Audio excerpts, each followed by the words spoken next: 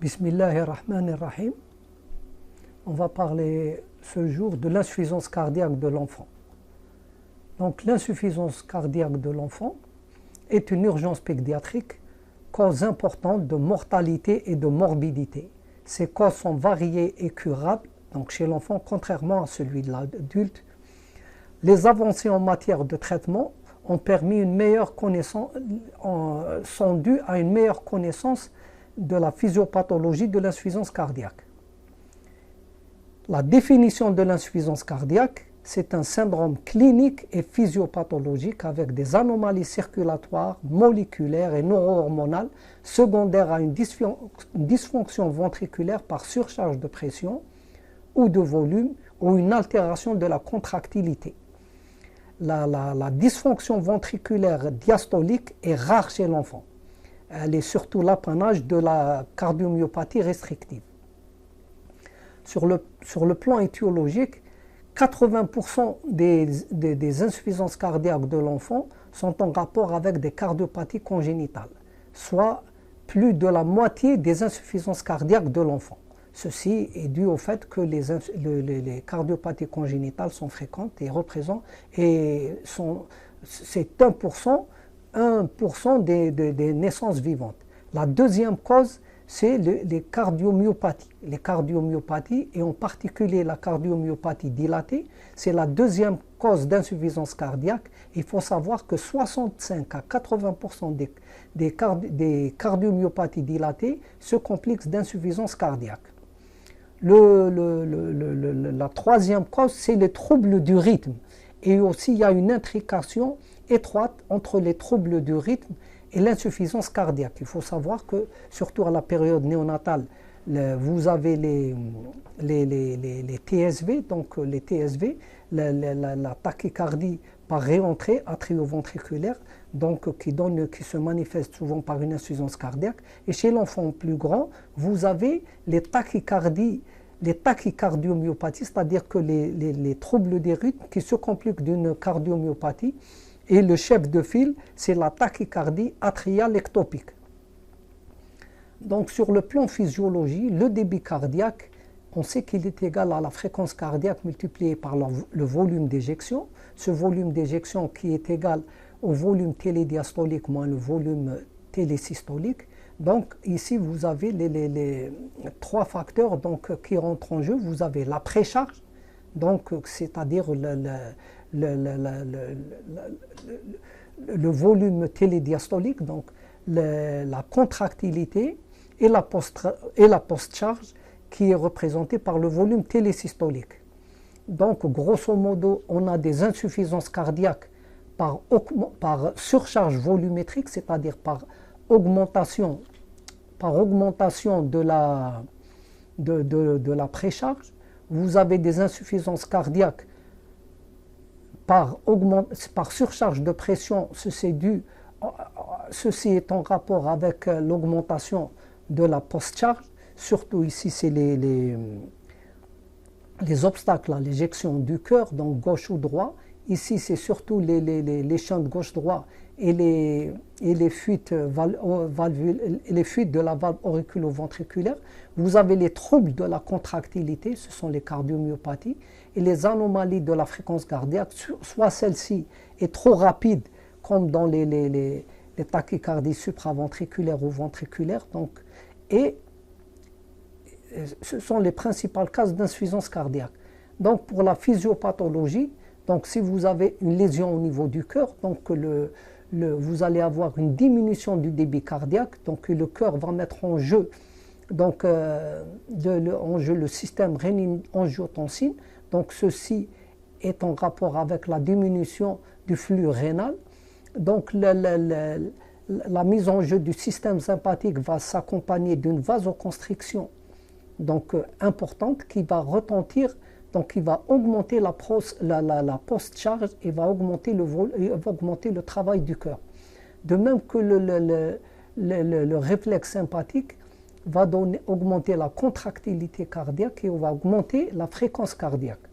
Le système rénine-angiotensine va aboutir à l'angiotensine 2 qui est un très puissant vasodilatateur. Donc elle va donner une vasoconstriction, donc elle va aggraver la vasoconstriction et par-delà elle va augmenter, donc aggraver la post-charge. Et aussi elle va permettre la sécrétion d'aldostérone et on sait que l'aldostérone elle a un effet de rétention d'eau et de sel et aussi elle a un effet de fibrose et de remodelage sur le cœur. Donc cette rétention d'eau et de sel va s'accompagner d'une augmentation du volume vasculaire, ce qui va donner une augmentation du retour veineux, donc augmentation de la précharge. Donc ici vous avez une augmentation de la précharge de ce côté et de l'autre côté vous avez une augmentation de la postcharge. Donc, ces phénomènes compensateurs, vous avez, donc on a parlé du système rénine-angiotensine et le système nerveux sympathique, donc ça va aboutir à une vasoconstriction avec augmentation de la pression artérielle, du tonus sympathique, de l'aldostérone, de la fibrose, de l'hypertrophie et enfin l'apoptose. Donc, on sait actuellement que le cœur aussi sécrète des hormones, ce sont les hormones natriurétiques peptides. Celles-ci ont un effet donc vasodilatateur et ces hormones, ce peptide natriurétique s'oppose point par point à l'action néfaste de l'aldostérone, mais malheureusement son action va diminuer d'efficacité et va aussi diminuer avec le temps. Et donc ces natriupeptiques sont détruits ou ils sont métabolisés par la néprisyline. Donc vous allez avoir au début un équilibre entre ces bons phénomènes compensateurs et ces mauvais phénomènes compensateurs. Donc ça va donner, dès que les facteurs donc, du système rénine-angiotensine et le système sympathique donc, que l'on porte, donc vous allez aboutir à la décompensation de l'insuffisance cardiaque. Donc dans l'approche clinique, donc le timing, le moment de survenue de l'insuffisance cardiaque peut aider donc au diagnostic étiologique. On sait que les cardiopathies qui sont en rapport avec une augmentation de la post-charge, en particulier donc la coarctation de l'aorte, donc c'est la première étiologie, une insuffisance cardiaque survenant dans les premiers 15 jours de la vie. Il faut toujours avoir en tête le diagnostic de coarctation de l'aorte. Vous avez les autres obstacles à l'éjection du cœur, c'est la sténose aortique critique, l'hypoplasie du cœur gauche ou l'atrésie pulmonaire à septum interventriculaire intact. Donc ces pathologies sont ce qu'on appelle des maladies ductodépendantes et elles sont généralement contemporaines de la fermeture du canal artériel. Les insuffisances cardiaques par surcharge volumétrique, donc par shunt gauche-droit excessif, elles ne deviennent apparentes qu'avec la chute des résistances vasculaires pulmonaires et celle-ci se fait aux environs du 2e mois. Vous avez le canal atrioventriculaire, la CIV, la PCA et aussi l'ALCAPA. Donc l'ALCAPA, donc l'anomalie de naissance des coronaires se manifeste avec la chute des résistances vasculaires pulmonaires. Les cardiopathies acquises, quant à elles, surviennent à tout âge, comme la myocardite et la cardiomyopathie. Donc, pour la clinique, donc on a les signes de congestion veineuse systémique. Vous avez l'hépatomégalie, qui est le maître symptôme chez le nourrisson de l'insuffisance cardiaque, les œdèmes des membres inférieurs qui sont rares, le reflux hépatojugulaire aussi, il est rarement retrouvé à cause du fait que le cou de l'enfant est généralement court, donc on ne peut pas bien l'apprécier. Et l'acide, c'est surtout retrouvé dans les insuffisances cardiaques évoluées, celles de l'enfant. Les signes de congestion veineuse pulmonaire, la tachypnée, le tirage, la toux, les râles, la cyanose. Les signes d'hypoperfusion systémique, c'est les extrémités froides, l'oligurie, la confusion mentale, le vertige, le pincement de la différentielle. Et les signes d'altération de la fonction myocardique, la tachycardie et le bruit de galop. L'évaluation hémodynamique, donc ces dernières années, donc on peut apprécier, donc on peut avoir une approche beaucoup plus physiopathologique par la clinique. L'évaluation clinique peut fournir des informations importantes sur la gravité et la cause de la décompensation cardiaque.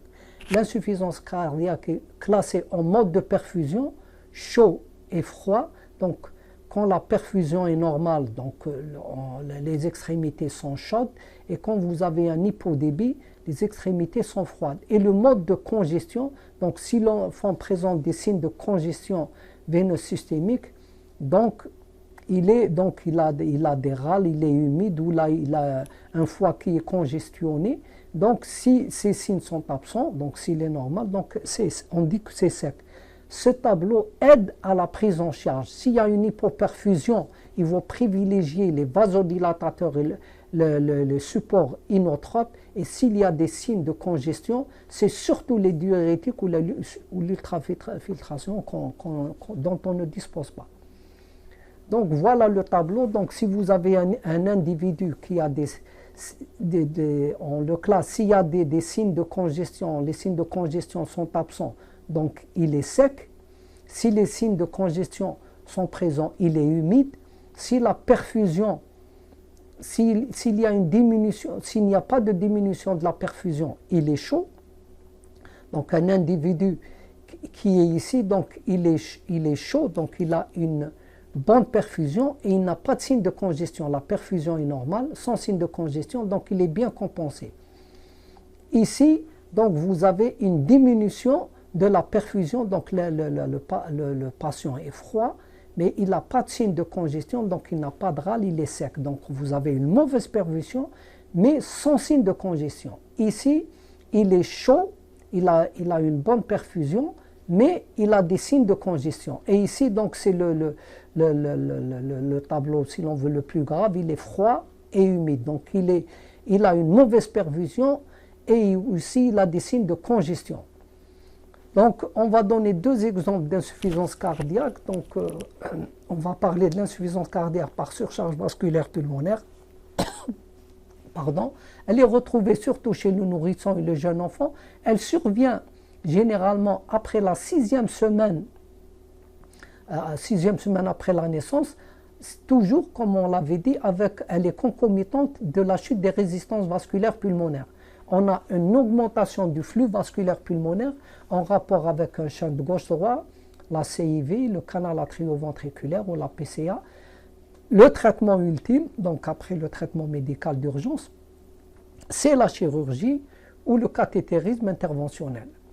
Donc les exemples les plus frappants, vous avez le canal atrioventriculaire, ici la CIV, et ici un canal artériel. Le deuxième exemple, c'est l'insuffisance cardiaque avec un bas débit cardiaque. Vous avez une obstruction au flux aortique. Donc, vous avez une diminution des pouls, la pâleur, l'oligurie, le collapsus. Donc, il survient dans les 15 premiers jours de la vie. Donc, le diagnostic peut se poser avec une septicémie chez le nouveau-né. Donc, ici, on peut faire appel au BNP pour faire la différence entre la cause cardiaque de ce choc ou un choc cardiogénique. Donc l'insuffisance cardiaque est précoce et donc dans les premiers 15 jours de vie, toujours évoquer la coarctation de l'aorte jusqu'à preuve du contraire. Et vous savez, vous êtes aidé par une différence de saturation entre différence de saturation à l'oxygène entre le membre supérieur et le membre inférieur. Le traitement d'urgence, c'est les prostaglandines, les inotropes et les diurétiques. Donc vous avez ici les exemples, c'est la coarctation de l'aorte ou la lipoplasie du cœur gauche. Vous voyez que le ventricule gauche, il est rudimentaire, une aorte qui est hypoplasique. Et ici, vous avez le troisième exemple, c'est l'interruption de l'arc aortique. Les examens complémentaires, donc l'examen le plus simple qui est riche en enseignements, et c'est surtout grâce à lui dans le cadre de l'urgence, donc on va penser à l'insuffisance cardiaque, c'est la radiographie du thorax qui va nous montrer une augmentation du rapport cardio-thoracique. Elle peut donc parfois vous montrer des anomalies des arcs cardiaques, surtout en particulier l'arc moyen si vous avez une surcharge vasculaire pulmonaire.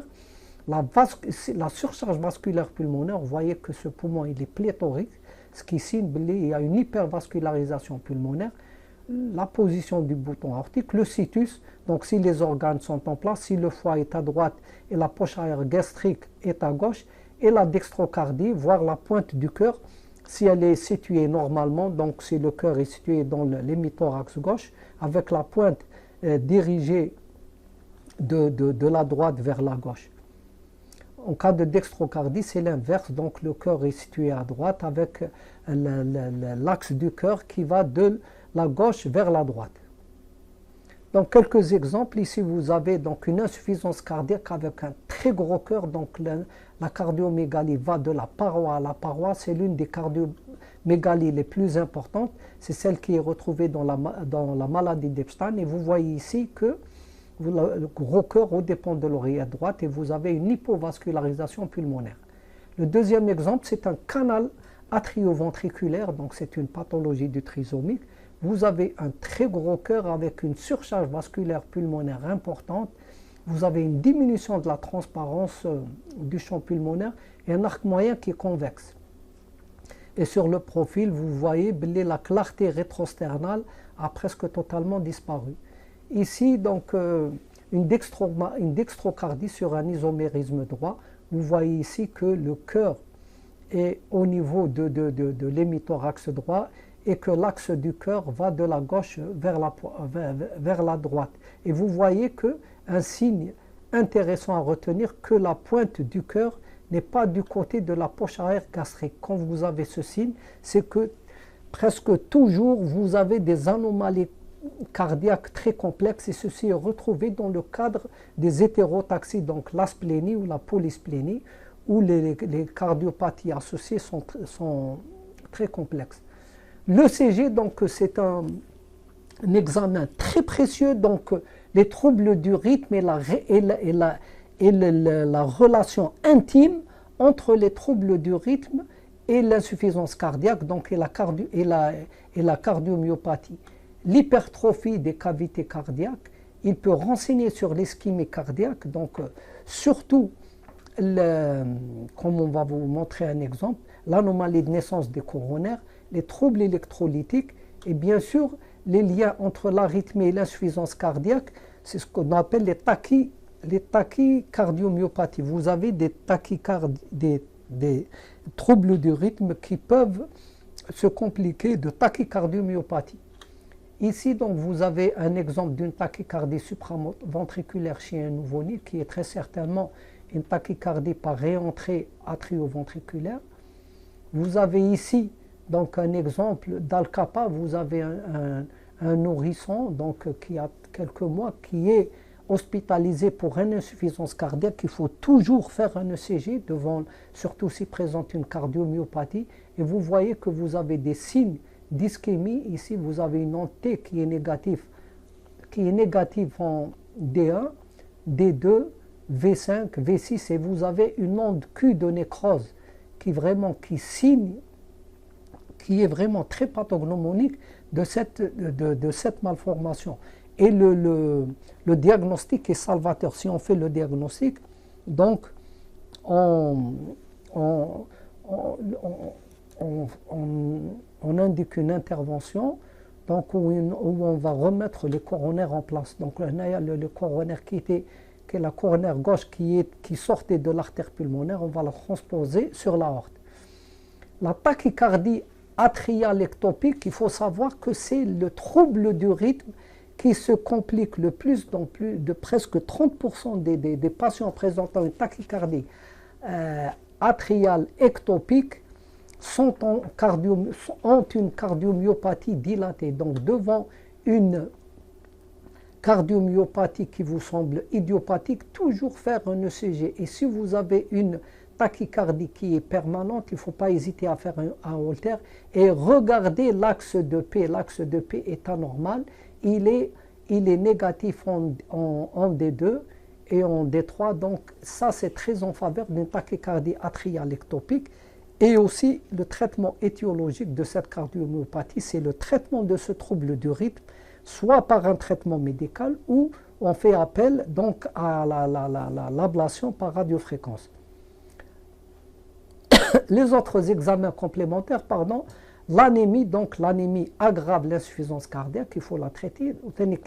L'infection qui peut être associée à l'insuffisance cardiaque, le retentissement de cette insuffisance cardiaque, s'il y a une hypoxémie, une acidose qu'il faut corriger, l'évolution des électrolytes, donc avant le traitement et après le traitement, la fonction rénale, le BNP et le pro-BNP et le BNP, donc dans certaines insuffisances cardiaques, il peut être utilisé, comme on l'avait dit tout à l'heure, dans les chocs septiques du nouveau-né pour voir si c'est une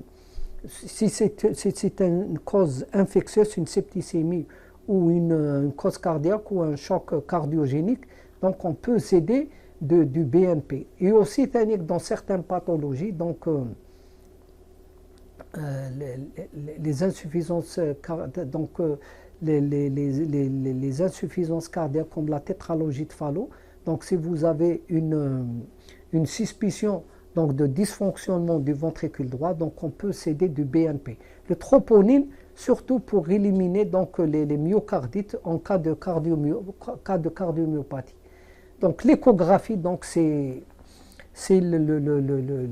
l'outil clé pour faire le diagnostic étiologique donc, de la cardiopathie. Il vous permet de mettre en évidence les anomalies structurales et fonctionnelles, la dysfonction systolique ou diastolique, les dimensions des cavités cardiaques, la présence d'un épanchement, la pression pulmonaire et calculer la pression pulmonaire à la recherche de l'hypertension artérielle pulmonaire.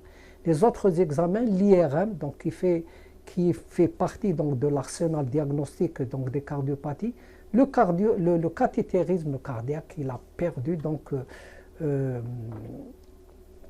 de son utilité dans l'exploration de ces insuffisances cardiaques. Le diagnostic différentiel, surtout chez l'enfant, c'est la détresse respiratoire. Donc détresse respiratoire, ce n'est pas toujours synonyme de cardiopathie. Donc il faut toujours, à l'examen clinique, palper le foie, donc voir la fréquence cardiaque si l'enfant est trop rapide, donc faire la radiographie et sinon demander une échocardiographie. L'acidose métabolique aussi, donc parfois le diabète ou le malaise anoxique, que parfois il peut être pris pour une insuffisance cardiaque. L'enfant en présente uniquement une tachypnée et aussi sur un terrain particulier. Généralement, ce sont des maladies où vous avez un obstacle sur la voie pulmonaire. Et le chef de file, c'est la tétralogie de Fallot. Donc la classification de l'insuffisance cardiaque, elle est classée en 4 stades. Le classe 1, il est asymptomatique. La classe 2 de la classification de Ross, vous avez une tachypnée légère ou une diaphorèse lors de l'alimentation, dyspnée à l'effort chez l'enfant âgé, tachypnée marquée ou diaphorèse avec l'alimentation chez le nourrisson, dyspnée marquée chez l'enfant plus âgé. Les symptômes comme tachypnée, rétraction, grunting et diaphorèse, les signes, on les retrouve au repos, alors que le stade 3, on ne les retrouve qu'à l'effort. Le traitement, donc le traitement symptomatique, l'oxygène, mais il faut faire attention à l'oxygène. Donc si les enfants, il faut savoir que c'est un très puissant vasodilatateur. Si vous avez des enfants qui ont une surcharge vasculaire pulmonaire, qui sont inondés par le sang, donc il faut donc éviter l'oxygène. Les transfusions donc, sanguines, donc, surtout le culoglobulaire, si vous avez un taux d'hémoglobine qui est bas, le traitement de la cytose et bien sûr la nutrition. Le traitement pharmacologique, donc le tête de file, c'est les diurétiques, donc le diurétique à action rapide. Le diurétique de choix, c'est le furosémide, donc il réduit la congestion systémique et pulmonaire. Donc c'est le traitement de choix dans l'insuffisance cardiaque. Les problèmes, donc, c'est la déshydratation, l'hypocalémie. Il peut aggraver l'action du système rénine-angiotensine et du système sympathique s'il est utilisé seul. Donc le diurétique ne devrait pas être utilisé seul. On note l'absence de données sur la réduction de la mortalité chez l'adulte et chez l'enfant, donc par le diurétique seul. La spironolactone, Donc, l'action pharmacologique, c'est elle s'oppose donc à l'aldostérone. Elle a un effet diurétique faible.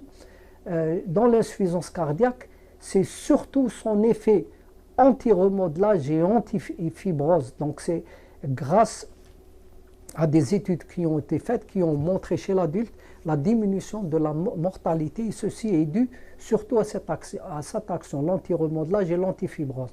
Absence d'essais cliniques chez l'enfant. Les effets secondaires, c'est la gynécomastie et l'hypercalémie. La réduction de la post-charge, c'est le captopril qui est l'IUC de choix. Donc, et l'énalapril et le lisinopril sont des IEC à action prolongée, sont utilisés chez l'enfant. Prudence donc dans les 4 mois à cause de la dysfonction des premiers mois de la vie, à cause de la dysfonction rénale et la pression systolique qui est basse. Et aussi, l'IEC peut donner une neutropénie, il est tératogène, il peut parfois donner une toux rebelle. Donc, il bloque la conversion de l'angiotensine 1 en angiotensine 2. L'angiotensine 2 qui est un très puissant vasoconstricteur et qui inhibe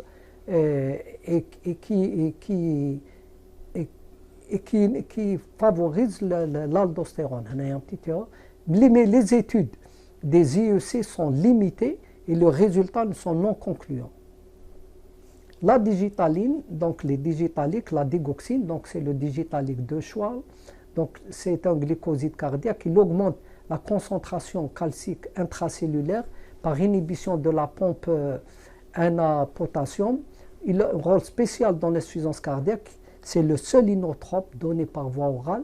Il diminue la fréquence cardiaque, donc il a un effet chronotrope, diminue aussi il diminue la fréquence cardiaque et il diminue la conduction.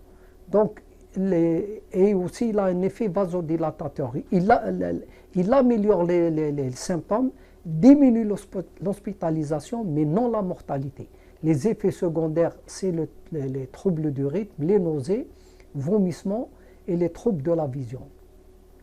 Les bêta-bloquants donc agissent sur le bêta-1 et bêta-2 récepteurs présents dans le myocarde et les vaisseaux périphériques. On a 3 bêta-bloquants à action sélective. Vous avez le bisoprolol, le métoprolol et le carvedilol. Le carvedilol qui est le plus utilisé chez l'enfant. Ils agissent sur le système rénine-angiotensine, ils augmentent la perfusion coronaire, diminuent le remodelage et préviennent les arythmies. Ces effets bénéfiques, néanmoins, n'ont pas été prouvés chez l'enfant. Les effets secondaires, donc c'est le bronchospasme, donc le pas utilisé en cas de problème pulmonaire, l'hypoglycémie et la bradycardie. Le dernier médicament, le LCZ 696, donc c'est un médicament qui bloque l'angiotensine 2 et aussi qui inhibe la néprisyline. C'est une recommandation de la classe 1 dans le traitement de l'insuffisance cardiaque. Donc, il y a le schéma, on vous a schématisé. Donc, il faut savoir que le natriurétique péptidique donc, élimine l'eau et le sel. Donc, la néprisyline s'oppose donc à cet effet diurétique. Donc, c'est pour cela qu'on a mis au point des médicaments qui s'opposent à la néprisyline et qui s'opposent aussi à l'angiotensine 2. Donc, il a 2 effets donc, très précieux. Donc, il prévient donc, la destruction des natriurétiques peptides et il s'oppose à l'action de l'angiotensine 2. Pardon. Le traitement étiologique, bien sûr, c'est le traitement des cardiopathies. Donc les cardiopathies, donc les causes de l'insuffisance cardiaque chez l'enfant connaissent donc une étiologie, peuvent bénéficier d'un traitement chirurgical ou par cathétérisme interventionnel. Dans d'autres situations, d'autres maladies, donc on fait appel au traitement médical, comme dans l'endocardite infectieuse, la maladie de Kawasaki, pour les immunoglobulines et les corticoïdes, les cardites inflammatoires et les prostaglandines, surtout dans les maladies ductodépendantes, comme la coarctation, ou la sténose aortique ou la lipоplasie du cœur gauche. Le traitement de resynchronisation cardiaque, donc si vous avez une asynchronie entre les deux ventricules, ceci, et si vous avez une fraction d'éjection qui est inférieure à 35%, ceci surtout dans les cardiomyopathies dilatées, avec un bloc de branche gauche donc, et un QRS supérieur à 150 millisecondes, on peut refaire une resynchronisation cardiaque. On essaye donc de pacer les deux ventricules de manière à donner une coordination dans le travail de ces deux ventricules. Les autres traitements, donc l'assistance circulatoire, qui malheureusement est absente chez nous, de même que la transplantation cardiaque, qui est au-dessus de nos moyens. Par contre, le cerclage de l'artère pulmonaire, qui est de plus en plus utilisé comme une alternative à la transplantation cardiaque, donc surtout dans les cardiomyopathies et dans la transposition corrigée, congénitalement corrigée des gros vaisseaux, et ça a donné de bons résultats. Donc, c'est un geste qui peut être fait chez nous. Donc les greffes de cellules souches, je n'en fais que parler. Donc le pronostic dépend de la cause de l'insuffisance cardiaque. Les insuffisances cardiaques par surcharge de pression ou de volume, le traitement est curatif et définitif. Pour les cardiopathies complexes, surtout les ventricules uniques, le traitement reste palliatif. Donc c'est l'intervention donc on parle d'intervention de Glenn et de Fontan. Les cardiomyopathies, donc le pronostic reste incertain. Vous avez généralement un tiers qui guérissent, un tiers qui peuvent garder une dysfonction et un tiers qui vont à la transplantation. En conclusion, l'insuffisance cardiaque nécessite donc un diagnostic clinique et un traitement en urgence. Le diagnostic étiologique est fait par l'échocardiographie. Le traitement étiologique dans l'insuffisance cardiaque de l'enfant, donc les insuffisances cardiaques de l'enfant, dans leur majorité des cas, peuvent bénéficier d'un traitement curatif comme la chirurgie ou le cathétérisme interventionnel. Le traitement est basé sur la raison et l'expérience plutôt que sur les essais cliniques, et on vous remercie.